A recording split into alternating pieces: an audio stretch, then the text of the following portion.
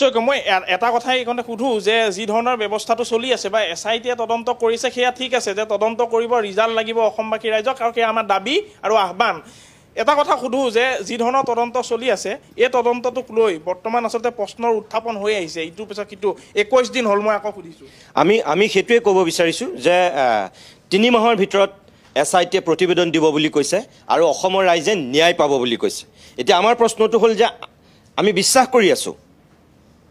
SITয়ে ন্যায় দিব বুলি আমি বিশ্বাস কৰি আছোঁ কিন্তু এই ন্যায় দিবলৈ যোৱা প্ৰক্ৰিয়াটোত আমাৰ কিছু প্ৰশ্ন উত্থাপিত হৈছে আমাৰ মনলৈ কিছু সন্দেহ আহিছে আৰু সেই সন্দেহটো কোনো অলিক নহয় শান্তনু ভৰালীৰ কথাৰ আঁত ধৰিয়ে অসমৰ কেইবাগৰাকীও জ্যেষ্ঠ অধিবক্তাৰ বক্তব্যৰ আঁত ধৰিয়ে আমি সেই প্ৰশ্নকেইটা উত্থাপন কৰিছোঁ যিহেতু মুখ্যমন্ত্ৰীয়ে কৈছিল ছিংগাপুৰলৈ আৰক্ষী গ'ল বুলিয়ে কৈছিল মুন্না প্ৰসাদ গুপ্তাই কৈছিল যাবলৈ সাজু হৈছে বুলি DGPয়ে কৈছিল 2 এদিনতে গৈ আছে বুলি ৰজি কলিতাই কৈ আছে তদন্ত সঠিক গতিত গৈ আছে বুলি সেইখিনি সময়ত আজি 21 দিন হৈ গ'ল আজিলৈকে ছিংগাপুৰৰ এজন ব্যক্তিৰ বাহিৰে বাকি কেইজন সাক্ষ্য দিবলৈ এতিয়ালৈকে অহা নাই দ্বিতীয়বাৰৰ বাবে নটিচ দিবলগীয়া হৈছে তেওঁলোকক মোৰ কথা হ'ল যে তেওঁলোকক আনিব পৰাকৈ বাধ্য কৰাৰ যেটো পৰিবেশ হেতু কি অসম চৰকাৰৰ হাতত নাই নেকি ভাৰত চৰকাৰৰ হাতত নাই নেকি আমাৰ ভাৰত চৰকাৰৰ আইন ব্যৱস্থাটো তেনেকুৱা নেকি তেওঁলোকক কিয় আনিবলৈ বাধ্য কৰাব পৰা নাই প্ৰথম কথা তেওঁলোক আহিবই লাগিব তেওঁলোকক আনিব পাৰিবই লাগিব তেতিয়াহে তদন্ত প্ৰক্ৰিয়া মই ভাবো সঠিক হ'ব 2 নম্বৰ কথা তেওঁলোক যিকেজন অসমীয়া তেওঁলোকৰ কি অকনো দায়িত্ববোধ নাই এই 21 দিন হৈ গ'ল তেওঁলোকৰ কি অকনো মানৱতাবোধ নাই তেওঁলোকৰ বিবেকে কোৱা নাই যে আমি গৈ উপস্থিত হৈ কথাকেইটা কোৱাটো উচিত আমিতো কোৱা নাই তেওঁলোকে ডিঙি চেপি জুবিন গাৰ্গক হত্যা কৰিলে বুলি নৈতিকতাৰ স্বাৰ্থত মানৱতাৰ স্বাৰ্থত তেওঁলোক অহাটো জৰুৰী আৰু আমি ভাবো যে এজন যদি আহিব পাৰিছে ৰূপকমল যদি আহিব পাৰিছে বাকি কেজন কিয় আহিব নোৱাৰে ইয়াততো তেওঁলোকক কোনো ডিঙি চেপি হত্যা কৰি নাপেলাই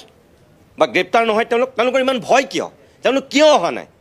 এই ছিংগাপুৰৰ যি কেজন অসমীয়া আপোনালোকৰ প্ৰতি আহ্বান যে অসমীয়া মানুহৰ আপোনালোক জাতীয় শত্ৰুলৈ ৰূপান্তৰিত নহ'ব এতিয়াও সময় আছে দ্বিতীয়বাৰৰ কাৰণে আপোনালোকক নটিচ দিয়া হৈছে আজিৰ দিনত আপোনালোক অসমীয়াৰ জাতীয় শত্ৰু হিচাপে চিহ্নিত হৈছে নিজৰ বিবেক আছে যদি এতিয়াও আপোনালোকে এবাৰ সুধক যে আপোনালোক কি কৰি আছে আপোনালোকৰ সহযোগী যদি এজন আহিব পাৰে বাকি কেজন আপোনালোক কিয় আহিব নোৱাৰে জুবিন গাৰ্গক অসমীয়া মানুহে হেৰুৱালে এই 22 দিন হোৱাৰ পিছতো অসমীয়া মানুহৰ এতিয়াও সেই চকুত টোপনি নাই কি সমাধি ক্ষেত্ৰত কি পৰিবেশ হৈ আছে আপোনালোকে চাগে সোশ্যাল মিডিয়াৰ যোগেদি টেলিভিছনৰ যোগেদি আপোনালোকে দেখি আছে আপোনালোকে সহযোগ কৰক কিয় ইমান ভয় আপোনালোকৰ আহক আপোনালোক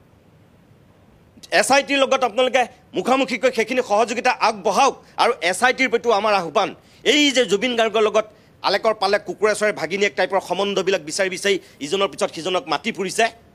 সেই খোপা কৰি দীঘলীয়া কৰি আবেগ কমিব তাৰপিছত এখন প্ৰতিবেদন দিব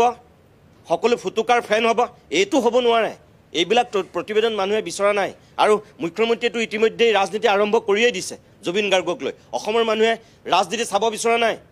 26 একো নাই ইলেকশ্যনতো বিজেপি এনেই জিকি যাব মই 100 শব্দ নকওঁ কিন্তু বিজেপিৰ গভৰ্ণমেণ্ট 100% এনেই হৈ যাব ইয়াত কোনো একো বাকিয়ে নাই আমাৰ যিমান কাম আছে আমাৰ কমপ্লিট আছে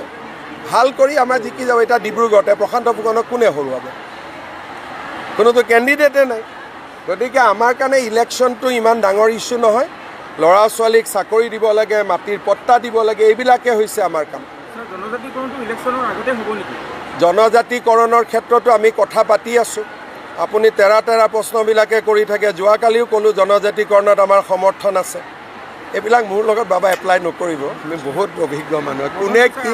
বাবা চক কোনে কি কাৰণত প্ৰশ্ন সোধে মই বুজি পাওঁ নহয় অভিজ্ঞতা হৈ গ'ল এইটো হ'ব আপুনি হ'ব এজন সাংবাদিকে এটাই প্ৰশ্ন কৰে আপুনি যিটো কৰি আছে এইটো মোৰ লগত নোৱাৰিব বহুত দিন হ'ল নহয় 25 বছৰ হৈ গ'ল বেলেগক চেষ্টা কৰিব মোক কিয় কৰে মোৰতো কোনো এটকাও সম্পত্তি নাই দৰমহাৰ বাদে মোৰ একোৱে নাই এটা বেলেগ ধৰণৰ মানুহ হয় সম্পত্তিয়ে মোক একো কৰিব নোৱাৰে বাইদেউটো কাম কৰি খায় ন আপুনি কোন পেপাৰত মই এটা কথা সদায় কৈ থাকে আৰু আমি ভাবোঁ যে আপুনি যি ধৰণে মাটি ভেটিৰ কথা কৈছে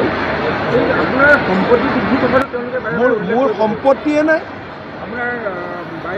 বাইদেউটো কাম কৰি খায় ন চুৰ কৰিতো নাখায়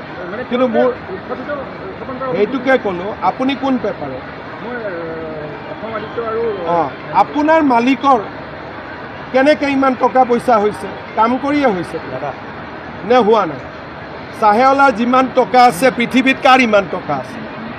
গতিকে আপুনি এজন সাংবাদিকত কাম কৰে যোনে বেলেগ ব্যৱসায়ো কৰে তো ইয়াতে যদি ভাল কৰি কোনোবাই কাম কৰি খায় তাত কাৰ আপত্তি আছে মোৰতো কোনো এটকাও সম্পত্তি নাই দৰমহাৰ বাদে মোৰ একোৱে নাই কোনো মাটিটো বাদেই দিয়ক ডিব্ৰুগড়ত যেনে তেনে আহি পেলাই ওলাই যাব লাগে হিমন্ত বিশ্ব শৰ্মা এটা বেলেগ ধৰণৰ মানুহ হয় সম্পত্তি তম্পত্তিয়ে মোক একো কৰিব নোৱাৰে খালি আপুনি এইবিলাক কথা কোৱাৰ আগতে আপোনাৰ মালিকক এই প্ৰশ্নকেইটা কৰিব তাকে কৈছোঁ আপোনাৰ মালিকে কেনেকৈ নাৰ্ছিং হোমত দুখীয়া মানুহক শোষণ কৰে সেই কথাটো আপুনি সুধি ল'ব তাকে কৈছোঁ মোৰ কাম নহয় এইটো ৰাইজে মই যেতিয়া ডিব্ৰুগড়ত আহোঁ তেতিয়া ৰাইজে মোক এটাই কথা কয় যে চাহেৱালাক কণ্ট্ৰল কৰিব লাগে পাৰিম পাৰাটোতো পাৰিমেই কৰিমেই কৰাতে আছোঁ অনিৰুদ্ধ বিশ্ববিদ্যালয়ৰ নিৰ্মাণৰ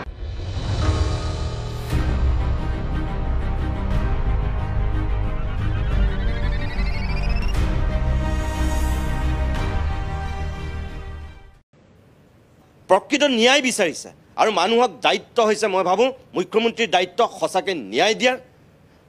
তেওঁ ব্যৱস্থা গ্ৰহণ কৰক পবিত্ৰ মাৰ্ঘেৰিটা আছে তেওঁৰ প্ৰতি আমাৰ আহ্বান তেওঁ এটা বোল্ড পদক্ষেপ লওক সেই মানুহখিনি অনাৰ ক্ষেত্ৰত আৰু যদি সঁচাকৈ তেওঁ তাৰ যিটো তদন্ত আজি আমি যিটো এতিয়া এইমাত্ৰ আমি কথা পাতি থাকোঁতে যিটো আমাৰ ব্ৰেকিং আহিলে আমি যিটো ব্ৰেক কৰিলোঁ নয়ন আৰু যদুৱে যিকেইটা কথা ক'লে এতিয়া তাত তদন্ত প্ৰক্ৰিয়া চলি আছে সেই তদন্ত প্ৰক্ৰিয়াটো তাৰ আৰক্ষীৰ যোগেদি আমাৰ SITয়ে কেনেকৈ আনিছে কেনেকৈ পাব সেইখিনি অসমৰ মানুহে জানিব বিচাৰিবতো সেইখিনি অসমৰ মানুহক জনাওক আমিতো সেইখিনি কথা একো নাজানো এতিয়ালৈকে আজিলৈকে আমাৰ SITয়ে কৈছিলে নেকি মুন্না প্ৰসাদ গুপ্তাই কৈছে নেকি মুখ্যমন্ত্ৰীয়ে কৈছে নেকি তাত কি প্ৰক্ৰিয়া চলি আছিলে বুলি আজি আমি এই সুস্মিতাৰ দেউতাকৰ কথাখিনিতহে গম পাইছোঁ যে তাতো এটা প্ৰক্ৰিয়া চলি আছে শেষ হোৱা নাই গতিকে সেই প্ৰক্ৰিয়াটোৰ যোগেদি মই ভাবোঁ যে অসমৰ মানুহক কিছু বস্তু আশ্বস্ত কৰক আৰু শেষত আকৌ কৈছোঁ যে যিকেইজন অসমীয়া এই আপোনালোক জাতীয় শত্ৰুলৈ ৰূপান্তৰিত হৈছে আপোনালোক সাৰি নাযাব আপোনালোকৰ ইয়াত ঘৰ আছে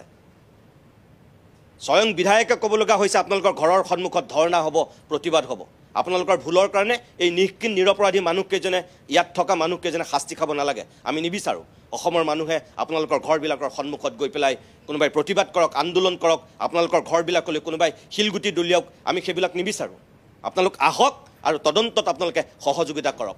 আৰু যদি সেইখিনি নহয় তেনেহ'লে এতিয়াও অসমীয়া মানুহৰ আৱেগ কি পৰ্যায়ত আছে আপোনালোকে হয়তো অনুমানেই কৰা নাই বুলি আমি স্পষ্টকৈ ক'ম